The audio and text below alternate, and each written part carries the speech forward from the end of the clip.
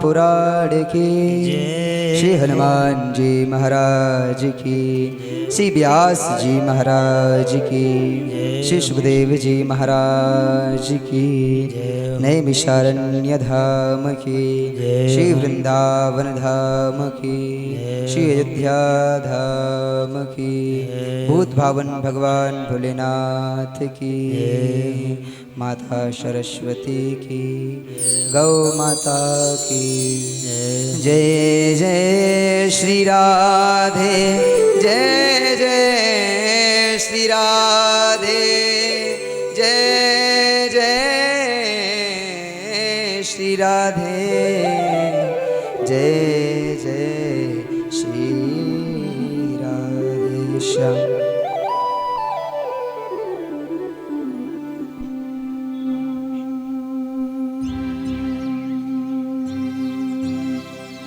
परम मंगलमय परात्पर अकारण करुणा वर्णालय भक्त वांछा कल्पतरु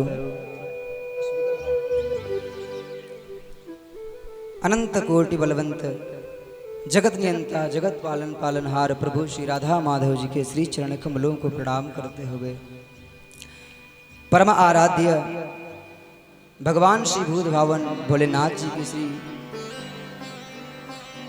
कृपा से, अनंत कृपा से आज यह शुभ अवसर प्राप्त हुआ है। उन प्रभु को बारंबार प्रणाम करते हुए और इस कथा के परम रसिक परम मर्मज्ञ श्री हनुमान जी महाराज, क्योंकि इनसे अच्छा श्रोता तो कोई हो भी नहीं सकता और इनसे अच्छा वक्ता और कोई हो नहीं सकता। कोई कथा गाए या फिर कथा सुनाए या सुने, लेकिन हनुमान जी का काम है कि जहां पर कथा होती है, राम कथा सुने वे को रसिया। उनको भगवान की कथा से इतना प्रेम है कि स्वतः आकर के विराजमान हो जाते हैं। जिस भी स्थिति में हनुमान जी महाराज हम सबके मध्य हों, उनके श्री चरण कमलों में बारंबार प्रणाम करते हुए और इस क्षेत्र में, इस राज्य में, इस ब्रह्मांड में जितने भी संत महात्मा हैं, जितने भी ऋषि हैं, जिनकी कृपा से आज यह आनंद प्राप्त हो रहा है, उनको बारंबार प्रणाम करते हुए और जहां तक मेरी आवाज पहुंच रही हो, जितने भी भगवान के भक्त हैं, जो भी प्रभु की कृपा के पात्र है, उन सभी के हृदय में विराजमान उस राधा माधव का दर्शन करते हुए इस व्यासपीठ की ओर से उन्हें बारंबार प्रणाम है। आज भगवान की बड़ी असीम कृपा है। कहते हैं कि भाग्योदय न बहुजन्म समर्जिते न। एक तो कहते हैं कि बहुत सारे भाग्य जब उदय होते हैं तब कथा प्राप्त होती है, लेकिन आप सभी कितने धन्य हैं। मैं जब यहाँ पर आया, जब मेरी मोबाइल से बात हुई भैया से कि आप कथा करने के लिए आओ, तो इन्होंने माता श्री का परिचय दिया।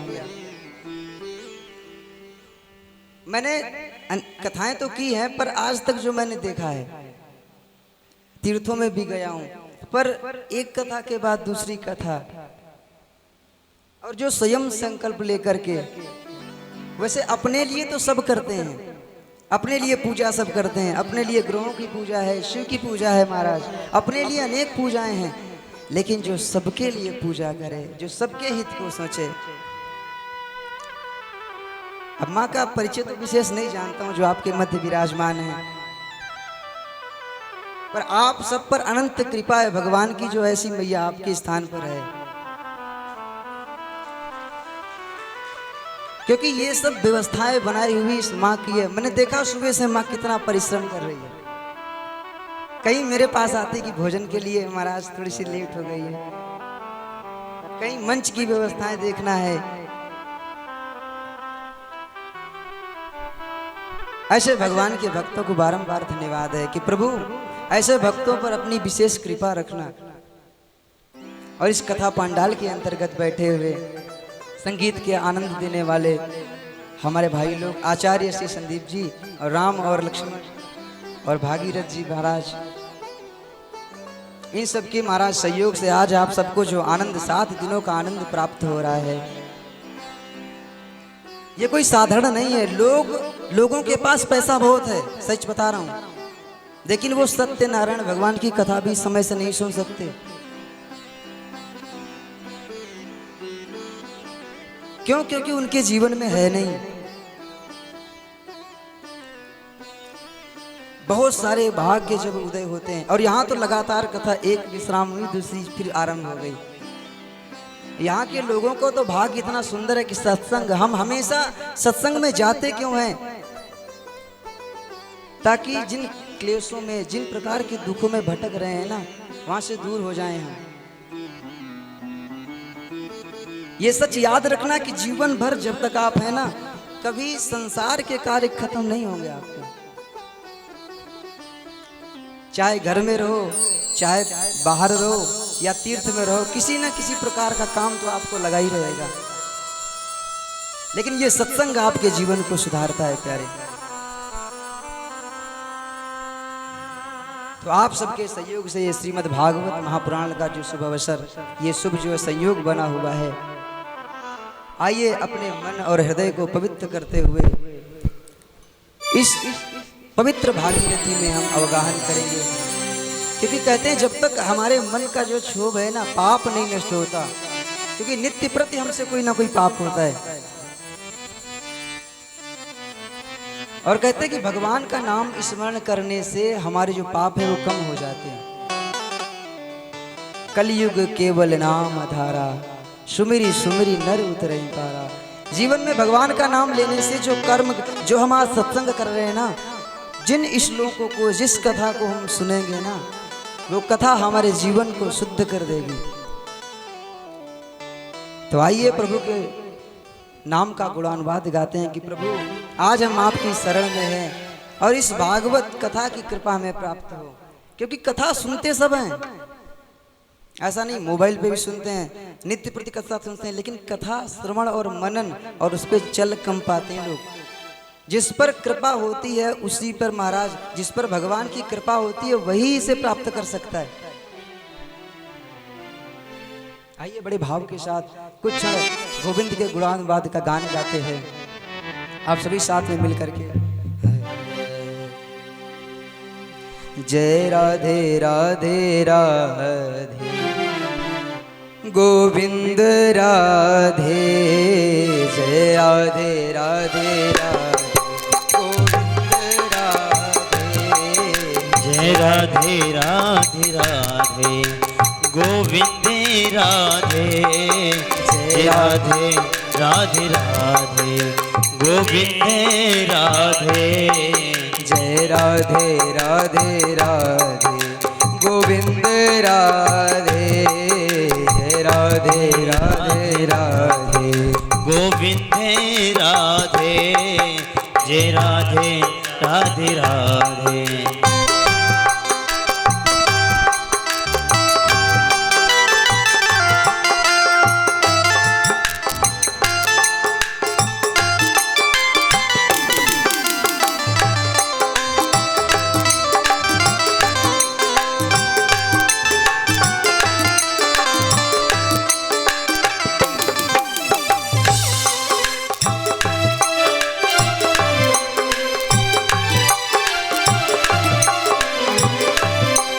गोविंद राधे गोपाल राधे, गोविंद राधे गोपाल राधे, गोविंद राधे गोपाल राधे, गोविंद राधे गोपाल राधे, राधे राधे राधे गोविंद राधे, जय राधे राधे राधे गोविंद राधे, जय राधे राधे राधे गोविंद राधे गोपाल राधे, गोविंद राधे गोपाल राधे, गोविंद राधे गोपाल राधे, गोविंद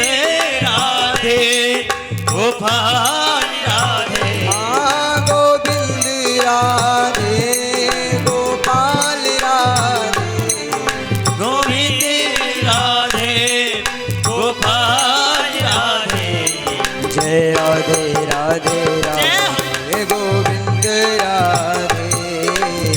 राधे राधे राधे गोविंद राधे।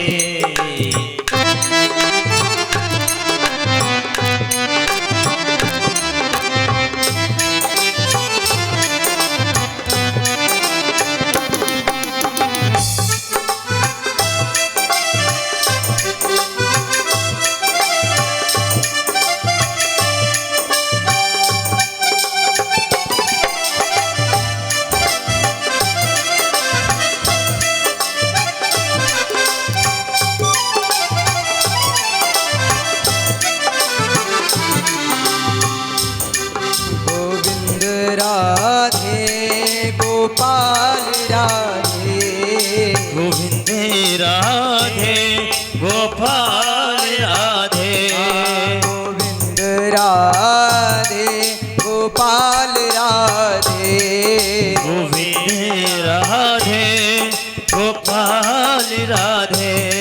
जय राधे राधे राधे गोविंद राधे जय राधे राधे राधे गोविंद राधे जय राधे राधे राधे गोविंद राधे जय राधे राधे राधे गोविंद राधे जय राधे राधे राधे गोविंद राधे राधे राधे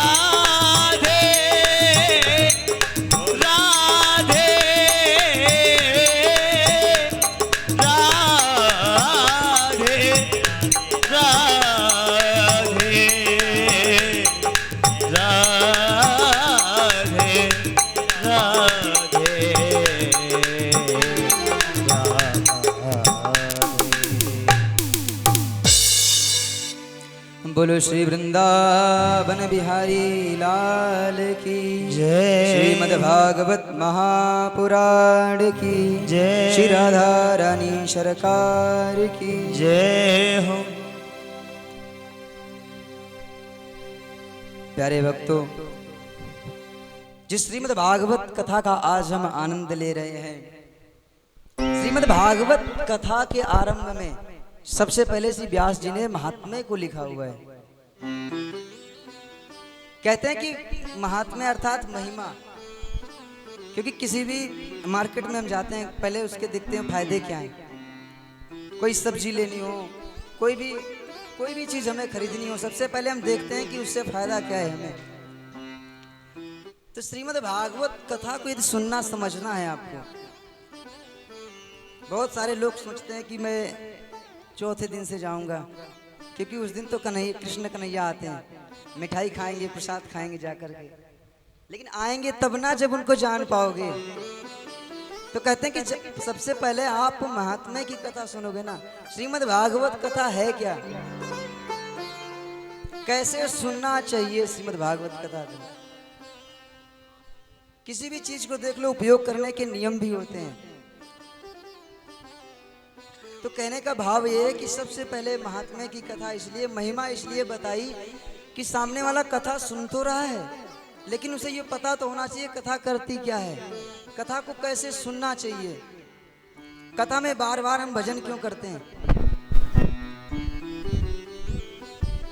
इस कथा के श्रवण करने से हमें प्राप्त क्या होगा। आखिर हम 2 घंटे 3 घंटे 4 घंटे आकर के उपदेश सुनते हैं, अरे इससे अच्छा कुछ काम करें। तो कथा के श्रवण करने से हमें लाभ क्या है, ये हमें सिखाती है महात्म्य की कथा।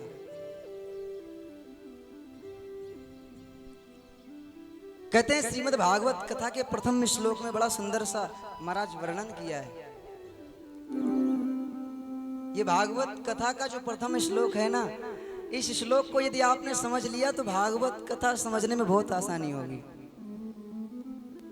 ये कृष्ण कौन है, ये भागवत क्या है, इसको जानना है तो आप प्रथम श्लोक को समझ लो।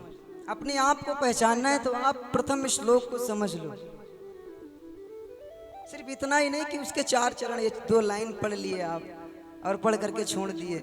श्लोक पाठ तो रोज सब करते हैं, लेकिन श्लोक पाठ करते हैं, श्लोक का मतलब क्या है ये उनको खुद नहीं पता है। तो कहते हैं कि इस श्लोक को यदि आपने समझ लिया तो जिसकी कथा श्रवण करने आप आए हैं ना, श्रीमद् भागवत कथा के मेन मुख्य भगवान श्री कृष्ण है ना, उस तत्व को आप समझ जाओगे। बड़ा सुंदर गान किया है। नैमिषारण्य की परम पवित्र भूमि है, वहां पर श्री सूत जी महाराज विराजमान है। सूत जी महाराज विराजमान है और उस समय बड़ा सुंदर महाराज वाचन, प्रथम श्लोक वाचन किया है।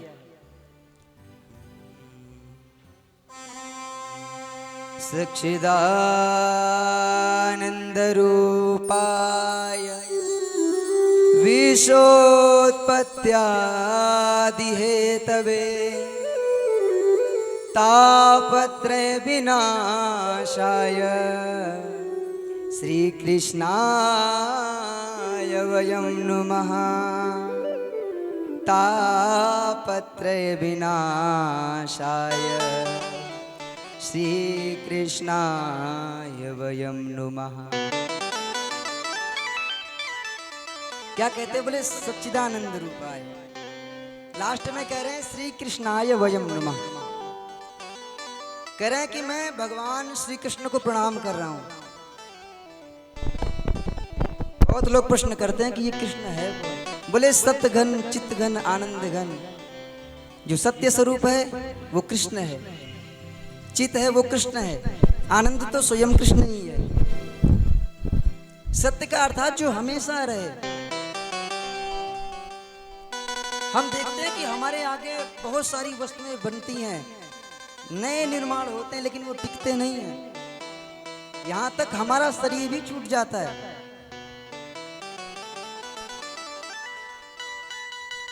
जो आजकल हमें भौतिक वस्तु दिख रही है ना, वो सत्य नहीं है। बोले फिर सत्य है क्या? तो कह रहे हैं कि सत्य वो है, सत्य सिर्फ परमात्मा है जो हमेशा स्थिर रहता है, जिसका कभी किसी काल में भी नाश नहीं हो सकता। ज्योति काल एक रस रहे। सत्य सिर्फ और सिर्फ भगवान है। और द्वितीय में कह रहे हैं कि चित्त। अच्छा, चित्त को तो प्रकाश को भी चित्त कहते हैं, और चित्त माने हमारा मन भी होता है। लेकिन दोनों बातों को समझना है। देखिए, चित्त हमारा मन क्या है? हमारे बस में नहीं है। और भगवान का मन भगवान के वश में है। हमारा मन कहता है कि चलो कथा सुनने चलते हैं। कथा में आए, बैठे, भजन हुआ, फिर हमारे मन ने कहा अरे चलो चलते हैं, घर का काम याद आ रहा है। तो हमारा मन जो है ना, वो हमारे बस में नहीं है, क्योंकि हमारी इंद्रिय बस में नहीं है। अर्थात जब मन बस में नहीं है तो कहते हैं भगवान का मन उनके बस में है। अर्थात चित्त के पति यानी मन के जो पति है वो भगवान है। और चित्त का दूसरा अर्थ होता है प्रकाश। एक बात बताएं आप, देखिए हमें अगर प्रकाश चाहिए ना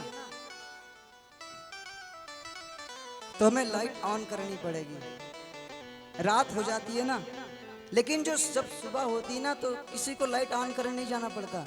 सूर्य भगवान अपने टाइम से आ जाते हैं। अर्थात पूरे जगत को जो प्रकाशित करते हैं। गीता में भगवान ने कहा है ना, न तद्भासयते सूर्यो न शशांको न पावका। वो परमात्मा वो तत्व है जिसे कोई प्रकाशित नहीं कर सकता। वो चंद्र और सूर्य को भी प्रकाशित करते हैं। अर्थात जो चित्त के पति हैं, जो स्वयं प्रकाश में हैं। हमें अगर लाइट चाहिए तो किसी ना किसी की आवश्यकता होगी। प्रकाश चाहिए तो हमें मोमबत्ती जलानी पड़ती है, लाइट ऑन करनी पड़ती है, किसी ना किसी प्रकार विद्युत उपकरण उपयोग करना पड़ता है, लेकिन वो स्वयं प्रकाशमय है। और तीसरी बात कहते हैं आनंद। तो आनंद की बात करें तो आनंद तो आप सब जानते हैं, कथा सुनते भी हैं कि आनंद का सागर तो वही है। लेकिन बहुत सारे लोग कहते हैं महाराज लस्सी पी लेंगे, दही पी लेंगे, खाना खा लेंगे, भोजन करेंगे बढ़िया सा, कहेंगे हमें तो आनंद आ गया। पर क्या उससे वास्तविक आनंद प्राप्त होता है? आनंद का अर्थ है जो एक बार आ जाए। जिसको एक बार प्राप्त हो जाए ना, वो दोबारा वापस ना जाए, वो सच्चा आनंद है। रामचरितमानस में भी कहा है कि जो आनंद सिंधु सुख राशि, जो आनंद सिंधु सुख राशि। कहते हैं जो आनंद का सागर है। देखिए, हम हमेशा विचार करते हैं जीवन भर कि हमारा बेटा हमें आनंद देगा, सुख देगा। हम जब बड़े होते हैं, विद्या अध्ययन करते हैं, अच्छी से नौकरी मिल जाती है, विवाह हो जाता है, पत्नी भी आ जाती है, और यही आशा रहती है कि आनंद मिलेगा। लेकिन पढ़ने के बाद में, नौकरी पाने के बाद में, पत्नी को प्राप्त करने के बाद में कितने लोग आनंद प्राप्त कर चुके हैं या आनंद उन्हें मिल चुका है, ये तो वो ही समझ सकते हैं महाराज। बहुत से लोग कहते हैं कि मेरा बेटा है, ये मेरी सेवा करेगा, इससे मुझे आनंद प्राप्त होगा। जय जय श्री राधे। लेकिन वही बेटा धीरे धीरे समय जब बीत जाता है, आपके बीच पधारे हमारे कथाओं के मुख्य यजमान, जिन्होंने सर्वप्रथम हमको इस रोहतक में कथा करने के लिए बुलाया गया, हमारे संजय भैया जी आएंगे मंच पर और महाराज जी से आशीर्वाद लेंगे। जय जय श्री राधे।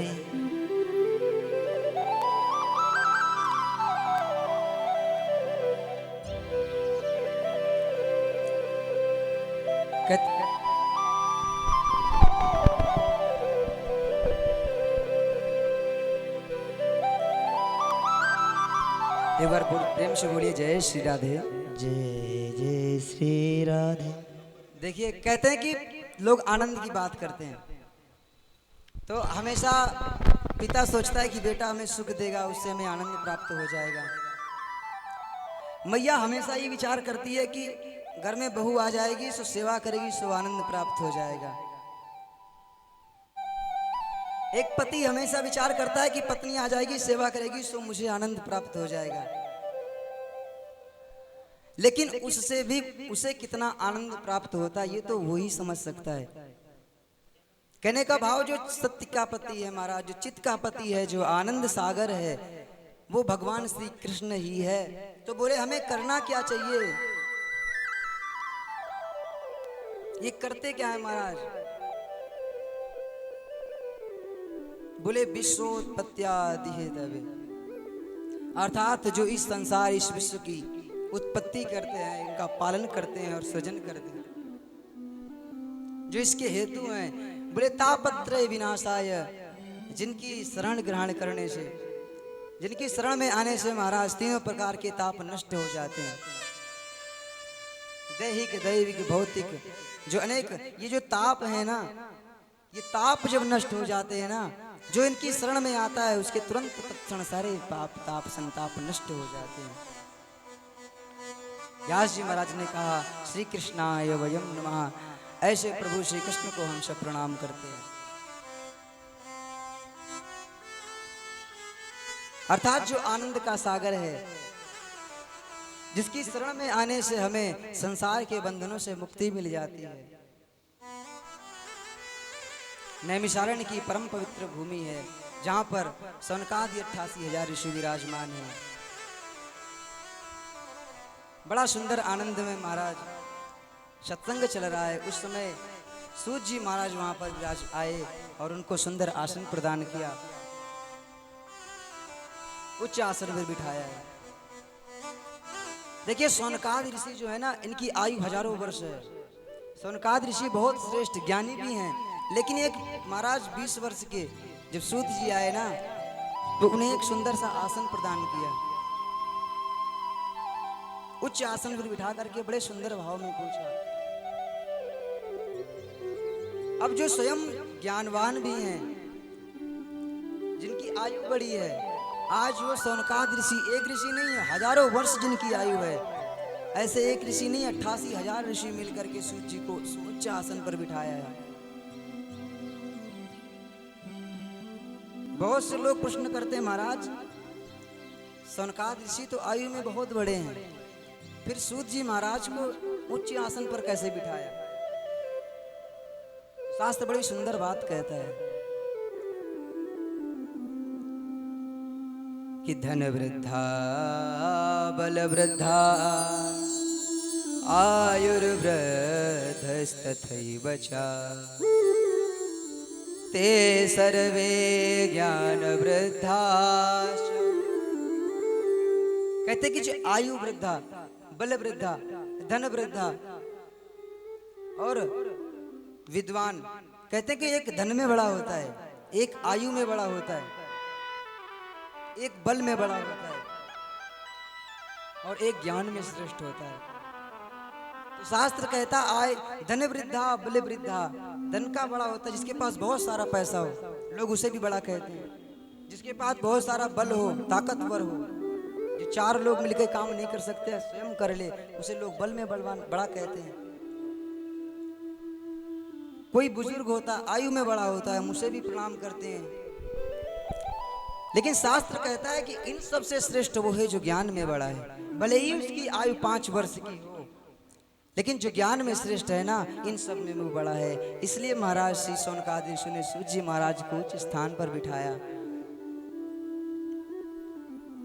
और बड़ा सुंदर भाव प्रकट करते हुए कह रहे हैं महाराज कि अज्ञान ध्वांत विध्वंस कोटि सूर्य समप्रभा सूताख्या हि कथा सारम मम कर्ण रसायनम। सूताख्या हि कथा सारम मम कर्ण रसायनम। बड़े सुंदर भाव में महाराज श्री सूत जी से प्रश्न किया है कि महाराज अज्ञान ध्वांत विध्वंस, हमारा जो हृदय है ना वो अज्ञान से भरा हुआ है। हमने पढ़ भी बहुत लिया है, जानकारी भी प्राप्त की है, लेकिन फिर भी मैं आज हमें लग रहा है कि हम अधूरे हैं महाराज। कोटि सूर्य समप्रभ, महाराज आपके पास थोड़ा सा नहीं करोड़ों सूर्यों के समान ज्ञान का प्रकाश है। और यदि महाराज वो प्रकाश एक बार हमारे हृदय पर पड़ जाता ना, हमारे ऊपर पड़ जाता, तो हमारा जो हृदय का अंधकार है ना वो सब दूर हो जाता। बड़े सुंदर भाव में कह रहे हैं महाराज, किसी को चिंतामणि मिल जाए, चिंतामणि लोक सुरम सुगद्रु स्वर्ग संपदम पर्यक्षति गुरु की तो वैकुंठम योगी दुर्लभम।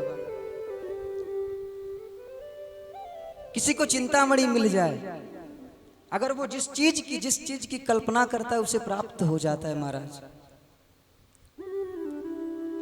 लेकिन महाराज कल्प वृक्ष के नीचे भी बैठ जाए तब भी उसकी सारी मनोकामनाएं पूर्ण हो जाती हैं। लेकिन यदि कोई कहे वैकुंठ मिल जाए, भगवान की प्राप्ति हो जाए, तो प्रभु पर्यक्षति गुरु की, तो जब तक गुरु की कृपा नहीं होगी ना तब तक प्रभु की शरण प्राप्त नहीं हो सकती। महाराज हम जानना चाहते हैं कि श्रेयसाम यद भवेक्षया पावनानां च पावनम कृष्ण प्राप्तिकरं शाश्वत साधनं तद्वदाधुना। कृष्ण प्राप्तिकरं शाश्वत साधनं तद्वदाधुना। महाराज श्रेयसाम यद भवेक्षया पावना नाम, कह रहे महाराज जो पावन को भी पावन करने वाला हो, जो मंगल का भी यानी डबल और भी मंगल करने वाला हो। श्रेयसाम यद भवेक्षया पावना नाम च पावनम, उसको भी पवित्र कर दे, मंगल को भी और बढ़िया कर दे।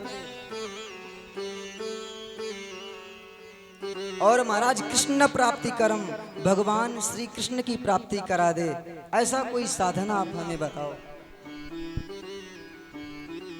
क्योंकि हम जानना चाहते हैं कि वैष्णव लोग माया और मोह से दूर होने के लिए क्या करते हैं। आप कृपा करके हमें बताइए, हम सभी उसे श्रवण करना चाहते हैं। जब श्री सूत जी महाराज ने ऐसा सुंदर भाव देखा तो सूत जी महाराज कहने लगे, देखिए इस कलिकाल में सबसे ज्यादा जीवन में व्यक्ति को डर किस चीज का है? एक बात बताइए, जीवन में आज आप सब विराजमान हैं, संसार में व्यक्ति डरता किस चीज से है? सबसे ज्यादा किस चीज से डरता है? कथा तो सुनी होगी, बोलो किस चीज से डरता है मनुष्य? कहते हैं काल व्याल, अर्थात वो व्यक्ति काल से यानी मरने से डरता है, उसे मरना न पड़े। हर एक व्यक्ति सोचता है कि मेरी आयु बढ़ जाए, कितना भी मेरा धन लग जाए, मेरी प्रॉपर्टी लग जाए, सब कुछ लगा देता है, लेकिन उसे मरना पड़ता है। बोले काल व्याल मुख ग्रास त्रास निर्णाश हेतवे। हर व्यक्ति मरने से डरता है, लेकिन महाराज सुखदेव जी कह रहे हैं कि सूत जी महाराज कह रहे हैं कि मरने के डर को समाप्त कर देती है श्रीमद् भागवत कथा। नित्य प्रति हमारी आयु घटती जा रही है। काल व्यालम खग्रास त्रास निर्णास हेतवे। इस संसार में हम आए हैं नित्य प्रति, हर एक मिनट, हर एक पल, हर एक वर्ष या महीना, जो भी कहो आप, घटता जा रहा है हमारा, और नित्य प्रति हम अपने काल के गाल में जा रहे हैं। तो महाराज सूत जी कह रहे हैं कि हे ऋषियों, इस कलयुग में जो है मरने के भय को जो मुक्त कर दे,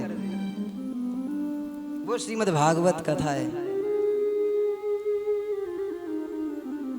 अच्छा, भागवत कथा सुने तो भागवत कथा सुनते तो हैं, अनेक प्रसंग हैं भगवान के, लेकिन भागवत की कथा हर एक प्रसंग यही सिखाता है कि भगवान से संबंध जुड़ जाए हमारा। भागवत कथा श्रवण करने आए, आज कुछ कथा सुनेंगे, कुछ कथा कल सुनेंगे हम। हर एक में भगवान ने लोगों का कल्याण ही किया है, देवताओं का कल्याण, मनुष्य का कल्याण, लेकिन कब किया कि जब उसने भगवान से संबंध बनाया। तो भागवत कथा सुनने से भगवान से प्रीति होगी, और जब भगवान से प्रीति होगी ना, तो उनका नाम हमारे जुबान पे आएगा। सूत जी महाराज कह रहे हैं कि कलयुग के महाराज समस्त पाप नष्ट कर देती है श्रीमद् भागवत कथा। ऋषि कहने लगे, महाराज ऐसा कौन सा प्रमाण है? किसी ने पूछ दिया ऐसा कौन सा प्रमाण है? तो बोले महाराज, जिस समय सुखदेव जी को श्राप लगा था कि आप 7 दिन में मरोगे, तक्षक काटेगा आपको, सारी संपत्ति राज्य वैभव छोड़ करके गंगा नदी पर जाकर के विराजमान हुए। कथा आप आगे विस्तार से सुनेंगे। महाराज श्री सुखदेव जी का प्राकट्य हुआ, वहां पर आए, और सुखदेव जी महाराज ने बड़ा सुंदर उनको श्रीमद् भागवत कथा का वाचन किया, उन्हें श्रवण कराया। प्रसंग ऐसा आता है कि जब श्रीमद् भागवत कथा चल रही थी तो उस समय देवता भी वहां पर आए, और देवता सिर्फ अकेले नहीं आए। मनुष्य सबसे ज्यादा अपनी संपत्ति से प्रेम करता है, और देवताओं की संपत्ति थी अमृत। देवता कभी जिसे किसी को दिखाते तक नहीं है, पिलाने की तो बात दूर रही, उसे लेकर के महाराज सुखदेव जी के सामने रख दिया। महाराज जी, ये अमृत का कलश है। सुखदेव जी ने कहा, हाँ महाराज, तो क्या करें इसका? देवताओं ने कहा, महाराज हमने सुना है कि परीक्षित जी को श्राप लगा हुआ है, और इस अमृत को आप उन्हें पिला दो, श्राप मुक्त हो जाएंगे। महाराज सुखदेव जी विचार करने लगे कि आज तक तो मैंने इनको बुलाया नहीं। परीक्षित से पूछा, परीक्षित क्या तुमने इन्हें अमृत पीने के लिए इन्हें बुलाया है क्या? अगर बुलाया है तो मैं जाऊं, मैं कथा सुनाने क्यों आ गया यहाँ पर? परीक्षित जी ने कहा, महाराज हमने नहीं बुलाया। सुखदेव जी महाराज देवताओं के मुख को देखने लगे। अरे जिस अमृत के लिए महाराज भगवान को भी 4 अवतार लेने पड़ गए, और ये देवता इतने महाराज सीधे तो नहीं हो सकते कि परीक्षित जी पर दया कर जाएं। और ये इंद्र अगर किसी को एक सत्यनारायण भगवान की कथा करते देख ले तो जलन होने लगती है इसे कि कहीं मेरा सिंहासन न छीन ले, तो ये अमृत का कलश लेकर के कैसे आ गया? सुखदेव जी महाराज ने कहा, देखिए अगर श्रद्धा से आप आते, अरे कोई कांच का टुकड़ा दे और महाराज आपसे स्वर्ण की मुद्रा मांगे, तो आप उसे पागल ही कहोगे ना। महाराज लगे, बोले ये आपका अमृत है, आपके लिए श्रेष्ठ है, आप इसे लेकर के जाओ महाराज। क्यों महाराज, हमें कथा नहीं सुनाओगे? सुखदेव जी महाराज ने कहा, श्रद्धा भाव से आप श्रोता बन के आते ना, तो ये कथा किसी के लिए भी महाराज अलग नहीं है। कभी भी भगवान के मंदिर जाइए, कभी भी भगवान की कथा श्रवण करने जाइए, तो कभी भी अपने पद को, अपने धन को, अपने वैभव को, अपने वर्चस्व को, अपने ज्ञान को लेकर के मत जाइए। अमृत जैसी संपत्ति तो किसी मनुष्य के पास तो है नहीं, और सुखदेव जी महाराज जैसा परमहंस वक्ता कोई हो नहीं सकता, और परीक्षित जैसा कोई महाराज सुनने वाला हो नहीं सकता, लेकिन वैसा आप भी बन सकते हैं। कथा आप आगे सुनेंगे, 7 दिन में हर व्यक्ति को मरना है, लेकिन यदि वो अपने अभिमान को, अपने वर्चस्व को त्याग करके श्रद्धा भाव से आता है ना, तो कथा का पूर्ण लाभ प्राप्त हो जाता है उसे। सुखदेव जी ने कहा, आप जाइए महाराज, क्योंकि आपके अंदर वो भाव नहीं है, आप तो व्यापारी बनकर के आए थे। देवता वापस आ गए, दुखी हो गए, ब्रह्मा जी से शिकायत की, महाराज हमें कथा नहीं श्रवण कराई, क्या हम देवता होकर के इस कथा से वंचित रह गए? ब्रह्मा जी ने कहा, महाराज अरे पहले परीक्षित का परिणाम तो देख लो, 7 दिन कथा तो सुनने दो उसे, उसका कल्याण होता है या उसे नरक की प्राप्ति होती, क्या है कम से कम ये तो देख लो। लेकिन 7 दिन बाद जब परीक्षित को कथा सुनने के बाद परम पद प्राप्त करते हुए देखा, तो देवताओं ने भी घोषणा कर दी कि मेनि रे भगवद्रूपम शास्त्रम भागवतम कलो पठनाचमलत् साध्यो वैकुंठ फलदायकम। कहते हैं महाराज 7 दिन बाद जब कथा सुन करके परीक्षित को परम पद प्राप्त करते हुए देखा है ना, तो देवता आश्चर्यचकित हो गए। अरे महाराज कथा अमृत लेकर के गए थे, पूरा का पूरा अमृत दे रहे थे, थोड़ी की बात नहीं थी, पर महाराज सुखदेव जी ने हमें वहां से वापस भेज दिया। लेकिन देवताओं ने कह दिया, श्रीमद् भागवत कथा ही कलयुग में कल्याण करेगी। मेनि रे भगवत रूपम शास्त्रम भागवतम कलो, एक ही भागवत शास्त्र है।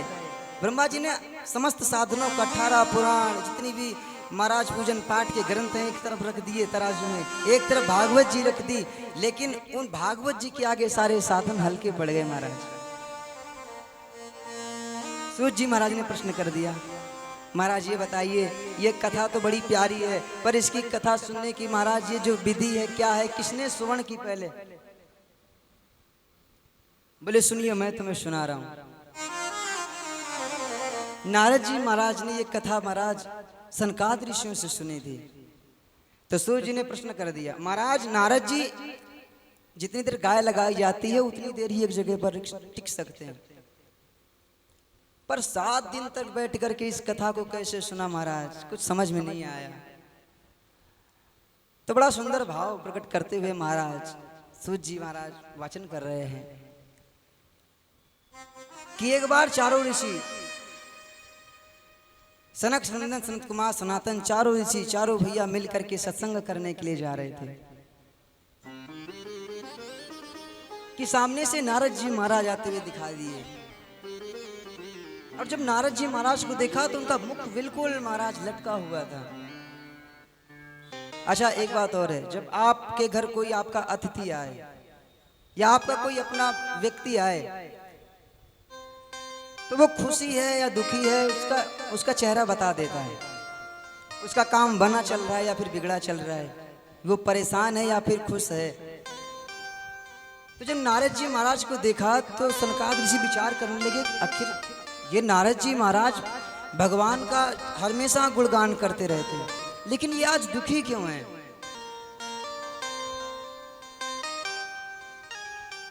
प्रश्न कर दिया महाराज। कथम ब्रह्मन दीन मुखा कुतश्चिंता तुरु भवान त्वरितम गम्यते कुत्र कुतश्चागमनम तव। हे महाराज, आप कहाँ से आ रहे हो, कहाँ को जा रहे हो, और इतनी जल्दी किस चीज की पड़ी हुई है महाराज? अच्छा, कोई गृहस्थी हो अगर तो आप पूछ लो कि भैया कहीं कारोबार तो नहीं कम हो गया, कहीं धन तो नहीं खो गया, कहीं परिवार में किसी का स्वास्थ्य तो नहीं बिगड़ा हुआ है। अब नारद जी महाराज से क्या प्रश्न करें? सीधे पूछा, आप इस प्रकार दुखी क्यों हैं? क्या कारण है महाराज? क्या किसी चोर ने आपका धन चुरा लिया? ऐसा कोई धन है नहीं जो आपका कोई चोर चुरा सके। ऐसी कोई संपत्ति आपने बनाई भी नहीं है जो कोई चोर आपकी संपत्ति चुरा सके। आपका नाम ही ऐसा है, उस नाम का आप गुणानुवाद करते हो, और जिसका नाम संकीर्तन ही भगवान का है, जो हमेशा प्रभु का नाम संकीर्तन अपने जिह्वा पर रखता है, उस नाम संकीर्तन तो उसका नाम संकीर्तन तो कोई चोरी नहीं कर सकता। नारद जी महाराज हमेशा गुणगान करते हैं। आइए दो क्षण हम भी मिलकर के प्रभु के नाम का आनंद लें।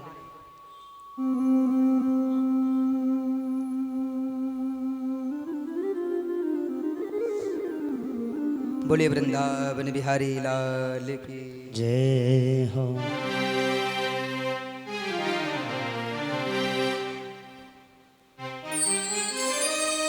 अरे हमारो धन राधा श्री राधा श्री राधा, हमारे मन राधा श्री राधा श्री राधा, हमारो धन राधा श्री राधा श्री राधा, हमारो मन राधा श्री राधा श्री राधा, जीवन धन राधा राधा राधा राधा राधा, जीवन धन राधा राधा राधा श्री राधा, ओ जीवन धन राधा राधा राधा राधा राधा, जीवन धन राधा राधा राधा राधा राधा, हमारो धन राधा श्री राधा श्री राधा, हमारो धन राधा श्री राधा श्री राधा, जीवन धन राधा श्री राधा श्री राधा,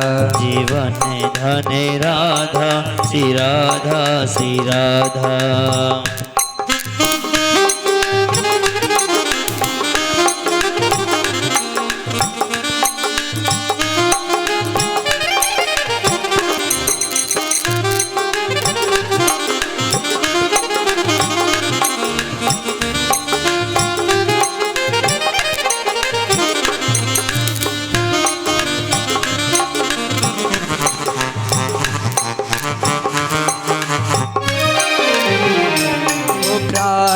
धन राधा राधा राधा राधा राधा, अपार धन राधा राधा राधा राधा राधा, प्राण धन राधा राधा राधा राधा राधा, अपार धन राधा राधा राधा राधा राधा, हमारो धन राधा श्री राधा श्री राधा, हमारो धन राधा श्री राधा श्री राधा, जीवन धन राधा श्री राधा श्री राधा, जीवन धन राधा श्री राधा श्री राधा।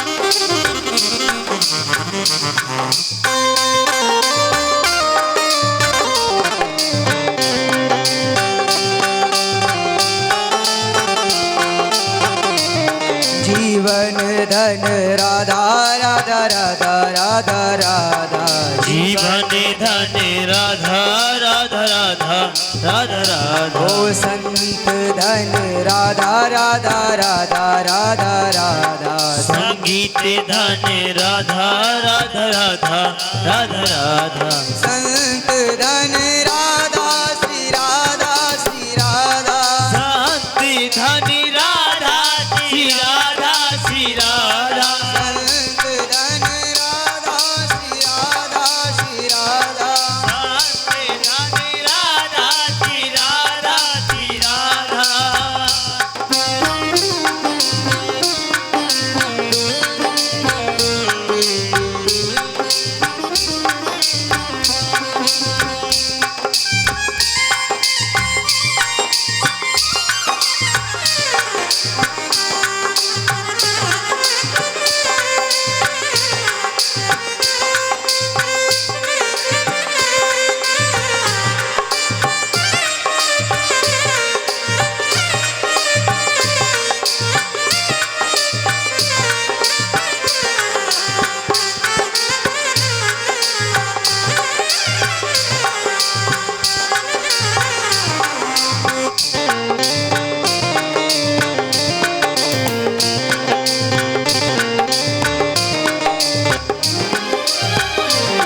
जीवन धन राधा राधा राधा राधा राधा जीवन धन राधा राधा राधा राधा राधा परम धन राधा राधा राधा राधा राधा परम धन राधा राधा राधा राधा राधा हमारो धन राधा श्री राधा श्री राधा हमारो धन राधा श्री राधा श्री राधा हमारो धन राधा श्री राधा श्री राधा परम धन राधा श्री राधा श्री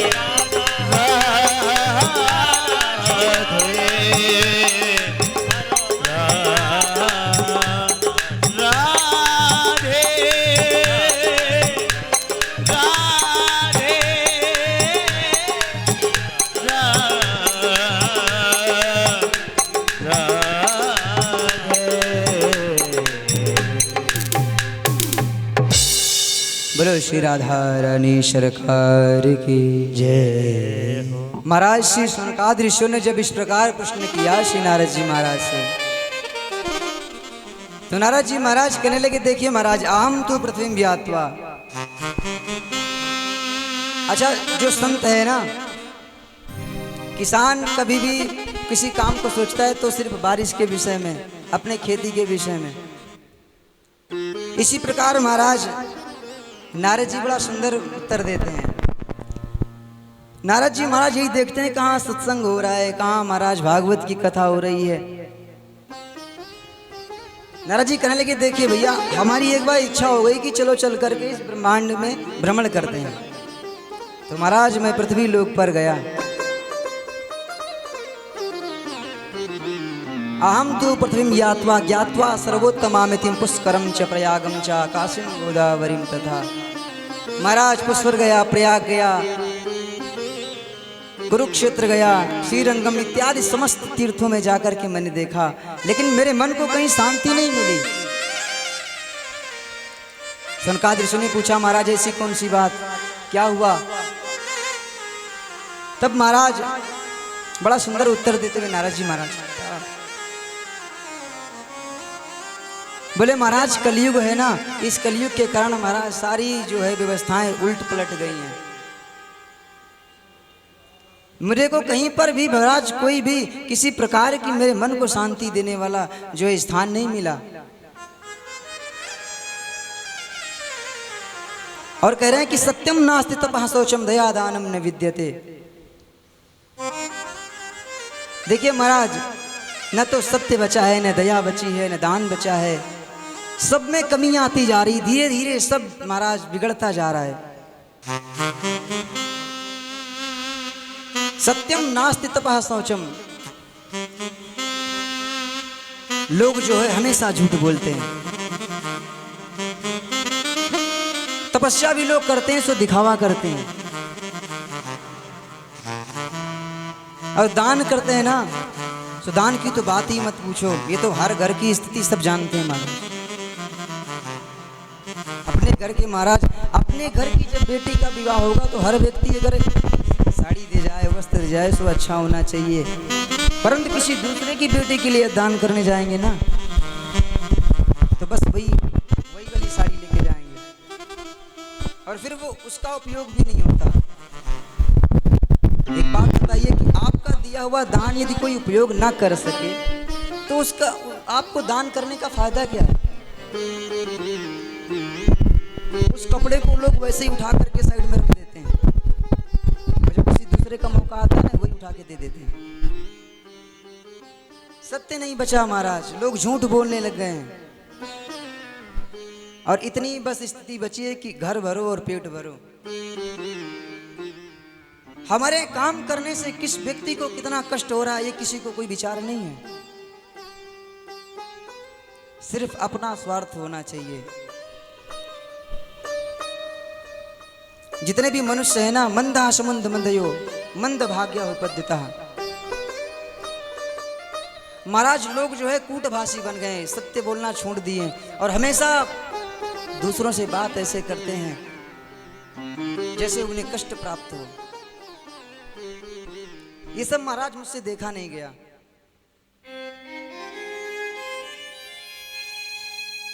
संतों के यहां महाराज गया, तपसी धनवंत दरिद्र ग्रही, जिन गृहस्थियों को धन की आवश्यकता है। देखिए ये नारद जी कह रहे हैं कि सिर्फ कलयुग के कारण हो रहा है। बोले महाराज गृहस्थियों के घर गया, जिन गृहस्थियों को धन की आवश्यकता है ना, उनके पास धन नहीं है और जो महाराज विरक्त बैठे हुए हैं, जो अपने आप को संत कहते हैं और अपने घर अपने आश्रम को जो आश्रम कहते हैं उसे महाराज 5 स्टार से भी और बेहतर बना रखा है। जिनका कोई नहीं है उन्होंने इतनी संपत्ति एकत्रित करके रखी है और जिनको जरूरत है वो बेचारे भूखे मर रहे हैं। तपसी धनवंत दरिद्र ग्रही कलि कौतुक जात न तात कही। महाराज कलयुग का ये सब स्वभाव देखते हुए हमारी इच्छा नहीं हुई वहां जाने की। और इतना ही नहीं महाराज, जब घर में गया ना तो घरों में तो स्त्रियों का राज है और महाराज लोभ के कारण लोग अपनी कन्याओं का विक्रय भी कर देते हैं। जो संस्कारों में महाराज विवाह संस्कार होता है उसमें तो सिर्फ महाराज धन की ही व्यवस्था बची है। बस न वर्ण देखना है, न गोत्र देखना है, न विचार करना है। अच्छा धन मिल रहा है ना तो समधी बन जाएंगे। सिर्फ और सिर्फ धन तक ही जीवन उनका सीमित रह गया है। देखिए महाराज ये सब व्यवस्थाएं देखते हुए मुझे जरा सा भी रुकने की इच्छा नहीं हुई। लेकिन वहां से जब मैं प्रस्थान करता हूं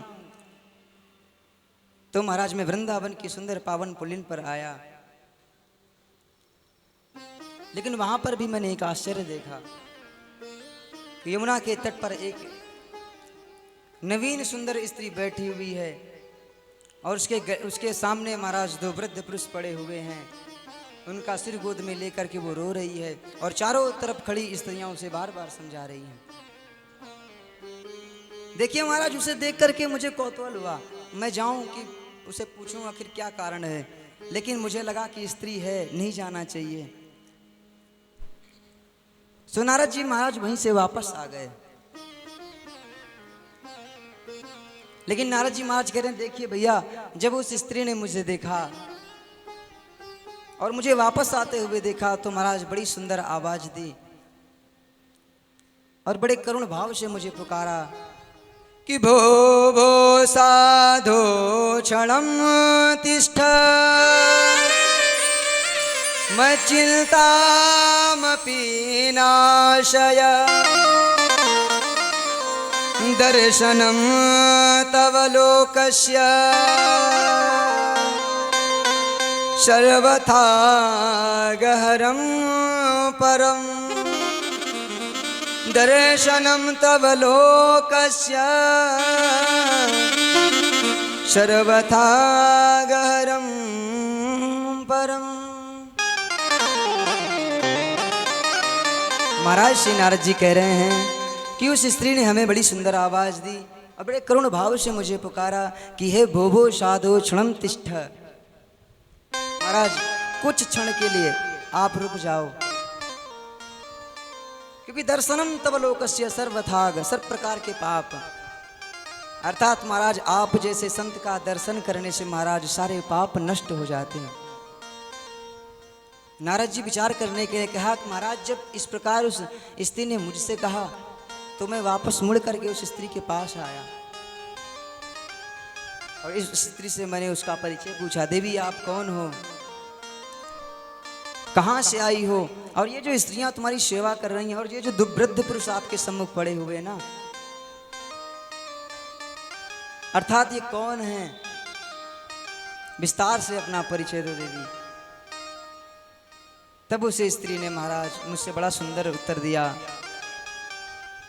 कि हम तो पृथ्वी यात्वा अहम भक्ति रीति ख्याता इमो में तनयो मतो ज्ञान वैराग्य ना मानो काल योगे न जर्जरो। महाराज ये जो मेरे सामने पड़े हुए हैं ना, मेरा नाम भक्ति है, इमो में तनयो मतो, तनय अर्थात ये मेरे ही पुत्र हैं, और जो ये पास में स्त्रियां खड़ी हुई है ना, ये गंगा आदि नदियां हैं और मैं भक्ति हूँ।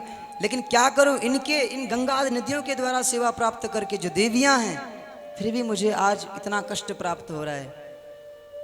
नारद जी ने कहा कौन सा कष्ट? तो महाराज भक्ति माँ ने कहा कि देखिए महाराज वे पुत्र जो हैं, आप ही बताइए कि माँ वृद्ध हो तो ठीक है, लेकिन माँ युवा बैठी हुई और पुत्र वृद्ध हैं, ये कैसी विपरीतता है महाराज? आप कृपा करके बताइए क्या कारण है। नारद जी महाराज कहने लगे चिंता मत करिए, कुछ क्षण रुकिए, क्षण माते तत ज्ञात्वा वाक्य मूचे मुनीश्वर। अपने नेत्रों को बंद करके महाराज नारद जी समस्त वृत्तांत जान करके भक्ति मां से वर्णन किया है।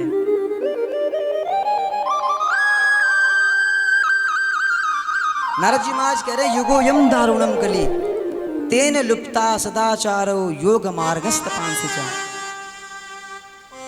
देखिए ये जो कलयुग का समय है ना, ये बहुत कठिन है, और इसी के कारण आपके पुत्र महाराज जो है ना वृद्ध हो गए। ज्ञान वैराग्य ना मानो, जो ज्ञान वैराग्य है ना, कलयुग के प्रभाव से महाराज जर्जर हो गए हैं।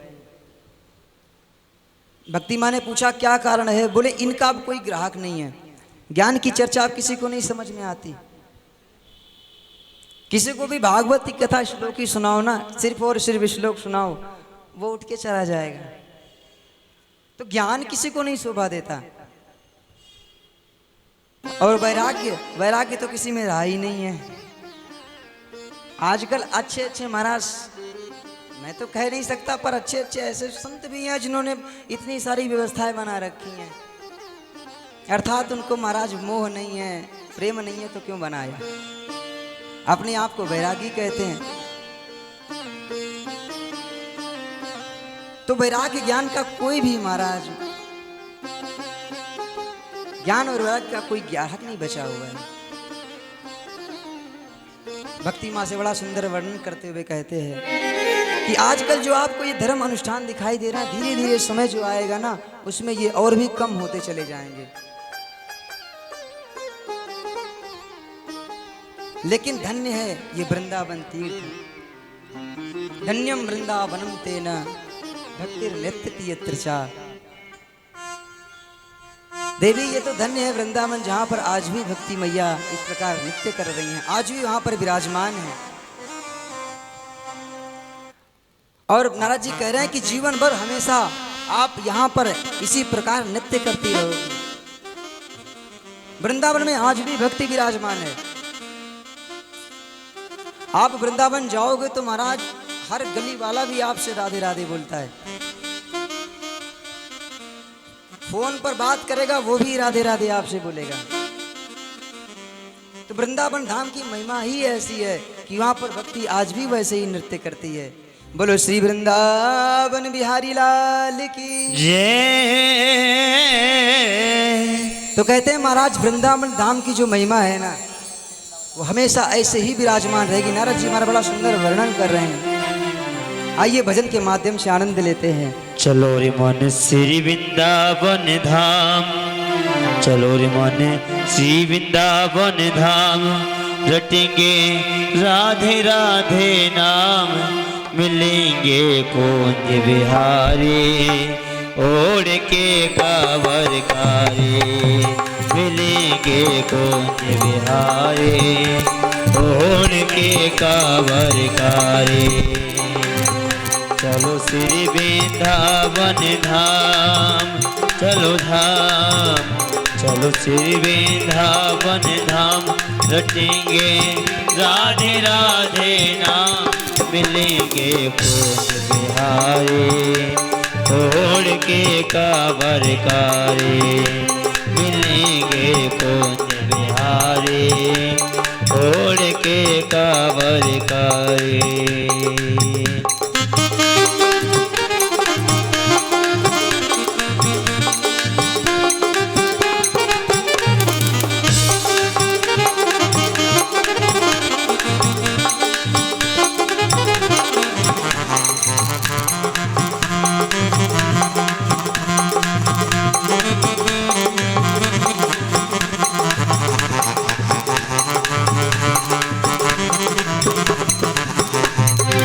साथ होते हमें श्री यमुना जी नहाएंगे, प्रात होते हमें श्री यमुना जी नहाएंगे, प्रात होते हमें श्री यमुना जी जाएंगे, करके पाने हम जीवन सफल बनाएंगे, करके पाने हम जीवन सफल बनाएंगे। तेरे हो में पूरन काम होगा, तेरे हो में पूरन काम, रटेंगे राधे जो को नाम, मिलेंगे कुंज बिहारी ओढ़ के कांवर कारी, मिलेंगे कुंज बिहारी ओढ़ के कांवर कारी।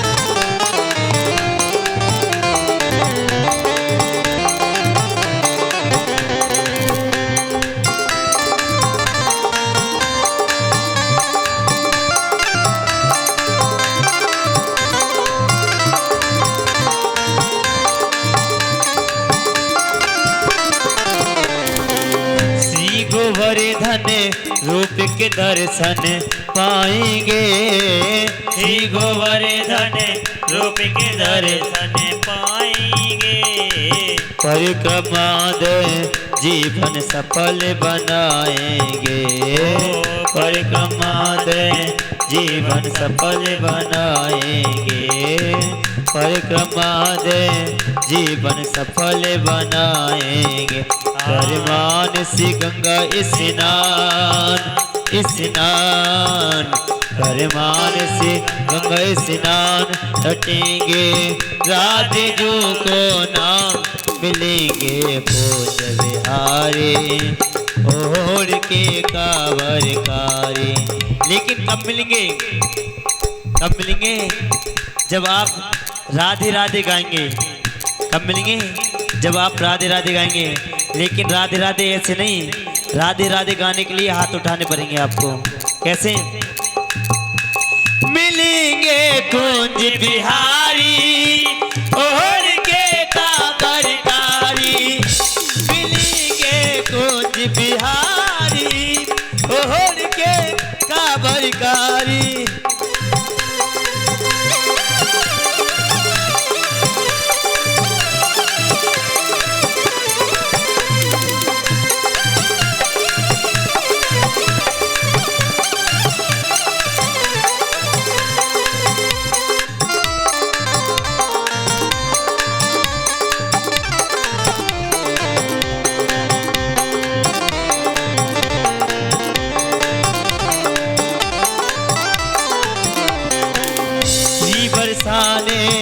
श्री बरसाने धाम की महिमा न्यारी है, श्री बरसाने धाम नारी है। महलों की सरकार श्यामा जो प्यारी है। महलों की सरकार श्यामा जो प्यारी है। हो सी बरसाने ताब की मेवा नारी है। महलों की सरकार श्यामा जो प्यारी है। महलों की सरकार श्यामा जो प्यारी है। धप ढोल की दे थाल हो थाल। धप ढोल की दे थाल। जपेंगे राधे राधे नाम मिलेंगे पूज बिहारी। ओढ़ के कांवर कारी मिलेंगे पूज बिहारी। ओढ़ के कांवर कारी मिलेंगे पूज बिहारी। ओढ़ के कांवर कारी मिलेंगे पूज बिहारी। ओढ़ के कांवर कारी मिलेंगे पूज बिहारी। ओढ़ के कांवर कारी मिलेंगे पूज बिहारी। ओढ़ के कांवर कारी। बोलो जय जय श्री राधे। जय जय श्री राधे। सतगुरुदेव भगवान की जय। व्यास जी महाराज की जय।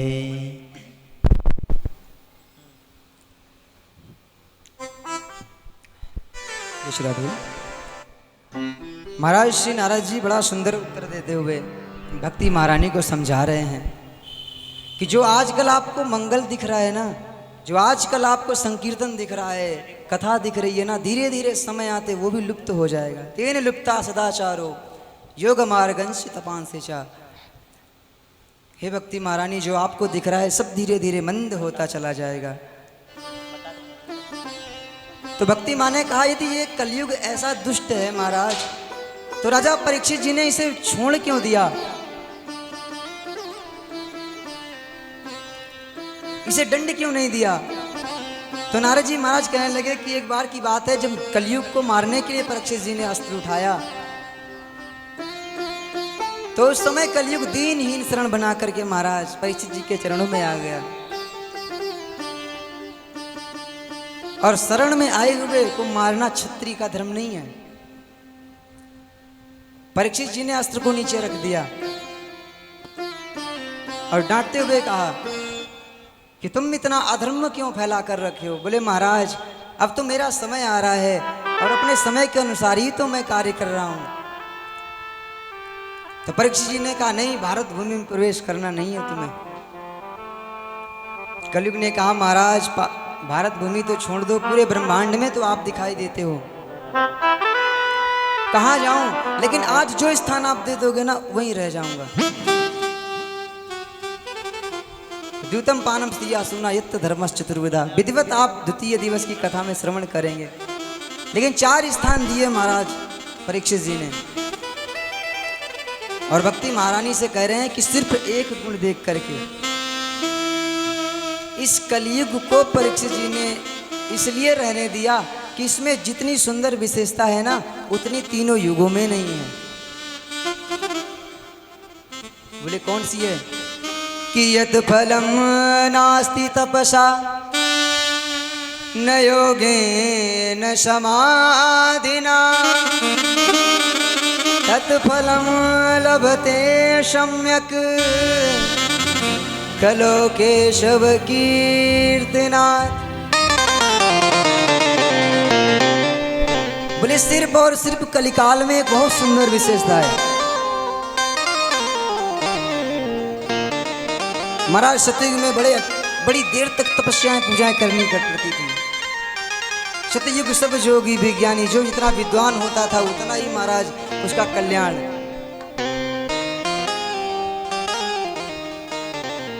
इस प्रकार महाराज हर युगों की विशेषताएं थी, लेकिन कलिकाल में सिर्फ मुख से नाम ले ले, वो कितना भी अदम हो, और नाम लेने से ही वो मुक्त हो जाएगा। इसलिए इस कलिकाल को परीक्षित जी ने रहने दिया। बोले ऐसा ऐसा सुंदर साधन तो कोई दे ही नहीं सकता कलयुग वालों के लिए। कितना भी अधर्म कर लें, लेकिन यदि उनकी बुद्धि सुधर गई कथा सुनने से, सत्संग करने से, यदि एक बार भी भगवान का नाम नहीं लिया और भगवान की शरण में आ गए ना, तो उनके जीवन का उद्धार हो जाएगा सिर्फ नाम से।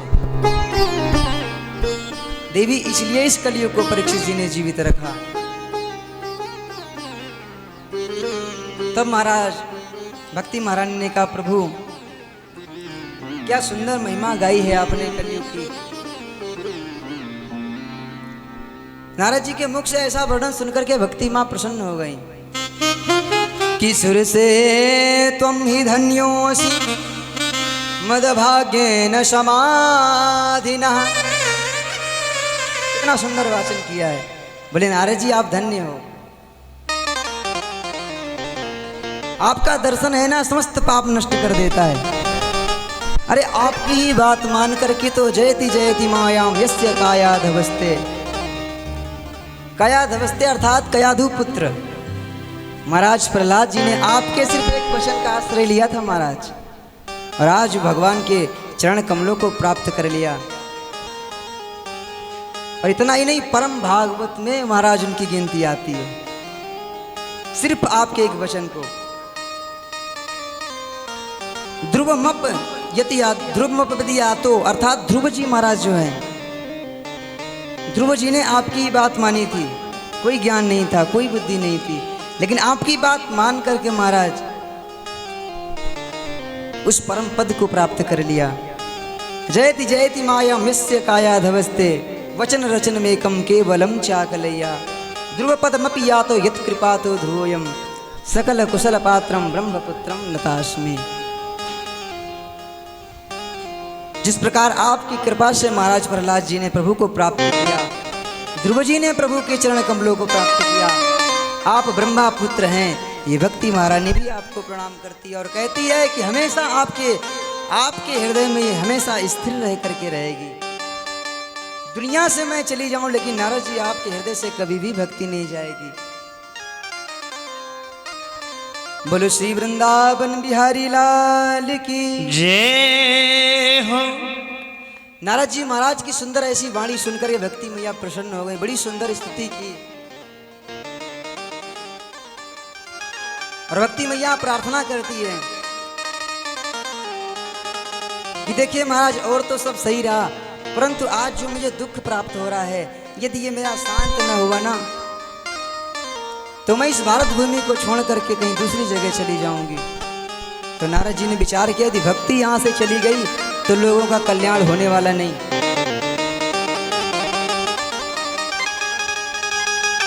नारद जी ने कहा, आप खेद मत करो, भगवान के श्री चरण कमलों का ध्यान करो, क्योंकि द्रौपदी च परित्राता, वो भगवान श्री कृष्ण कहीं चले नहीं गए हैं, जिन्होंने कौरव के पाप रूपी कीचड़ से द्रौपदी की रक्षा की थी, जिन्होंने गजराज की रक्षा की थी, वो भगवान श्री कृष्ण कहीं चले नहीं गए हैं देवी। वो कृष्ण तुम पर कृपा करेंगे, इसलिए उनके चरण कमलों का ध्यान करो, क्योंकि उनकी चरण शरण ग्रहण करने से समस्त पाप समस्त व्याधियां नष्ट हो जाती है।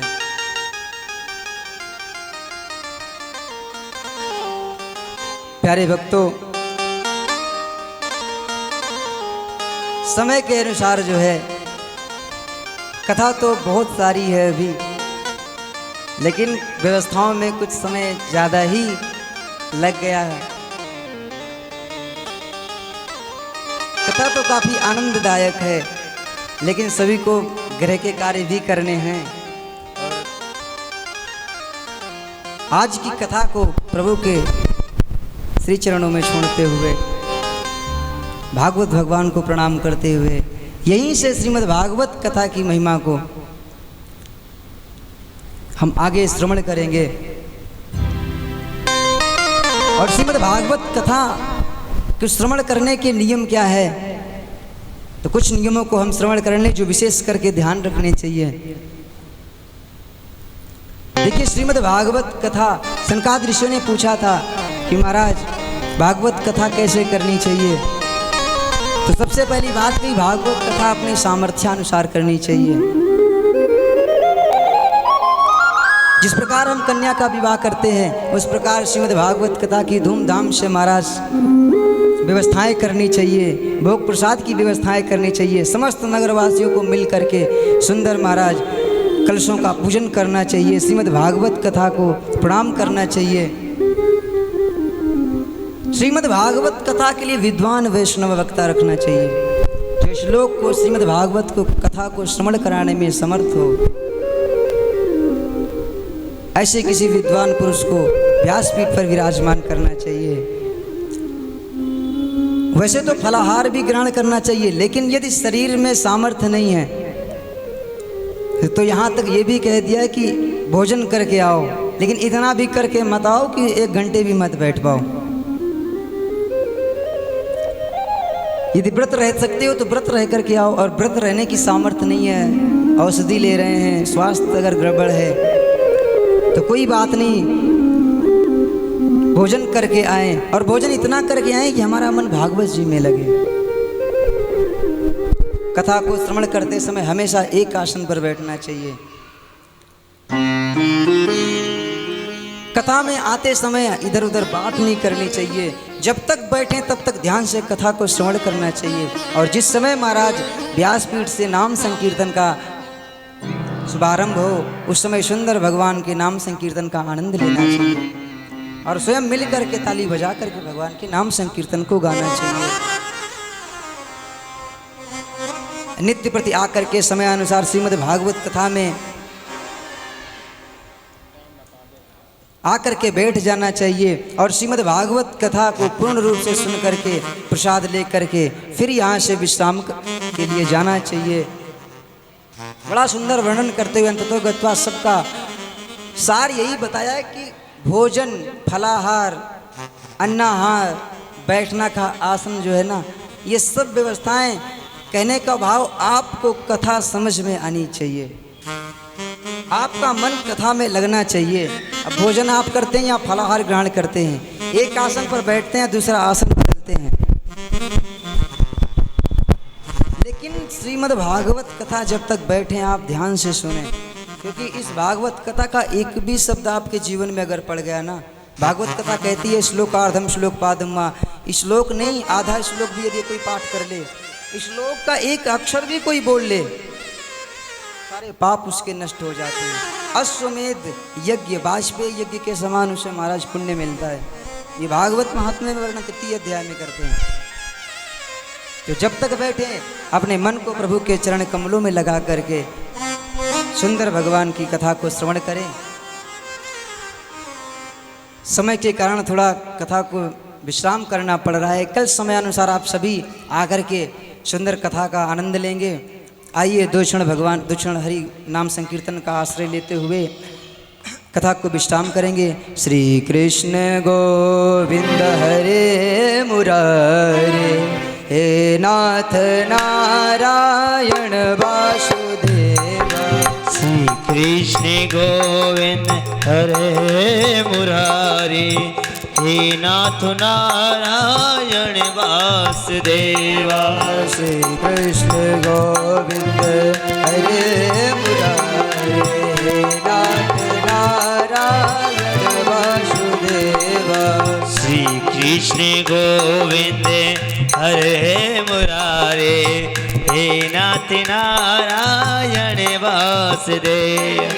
हे नाथ नारायण वासुदेवा, हे नाथ नारायण वासुदेवा। हे नाथ नारायण वासुदेवा, हे नाथ नारायण वासुदेवा। हे नाथ नारायण वासुदेवा, हे नाथ नारायण वासुदेवा। हे नाथ नारायण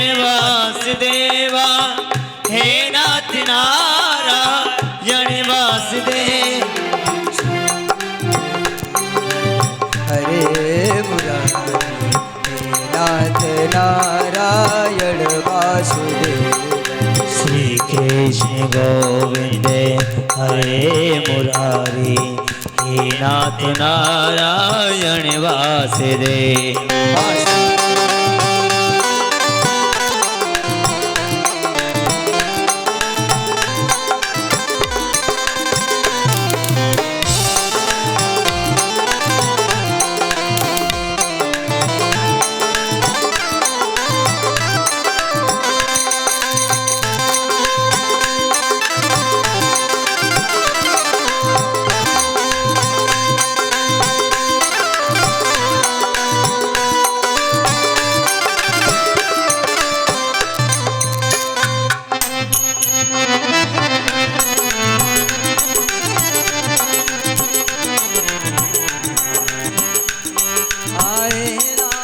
नारायण वासुदेवा, हे नाथ नारायण वासुदेवा, हे नाथ नारायण वासुदेवा, हे नाथ नारायण वासुदेवा, हे नाथ नारायण वासुदेवा, हे नाथ नारायण वासुदेवा।